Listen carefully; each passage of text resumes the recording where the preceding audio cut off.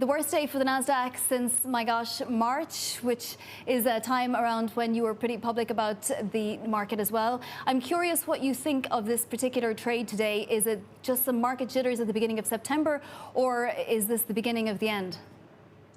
Yes, it's certainly not the beginning of the end, but I would say we're coming upon one of the more uncertain periods in American history, right? We have a very divisive presidential election coupled with a virus that's had a huge impact on the economy, and the markets have been remarkably strong since really the third week in March, and so it's not surprising.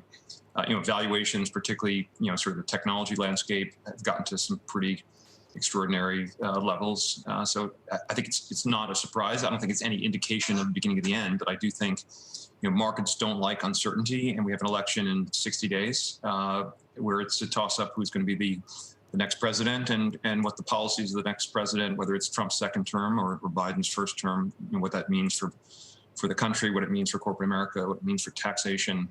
These are uncertain issues, and uncertainty, as I say, is the enemy of markets. You had said that it wouldn't change your investment position no matter which person was to be president for the next administration. Are you changing your thoughts on that now? Do you think there would be widely different policies were there to be a Biden administration, for example, rather than a second Trump term? I don't know that it's completely knowable. I think Biden and his choice of a vice president suggests a more kind of moderate as opposed to more progressive Democratic administration, to the extent that Biden is sort of the winner.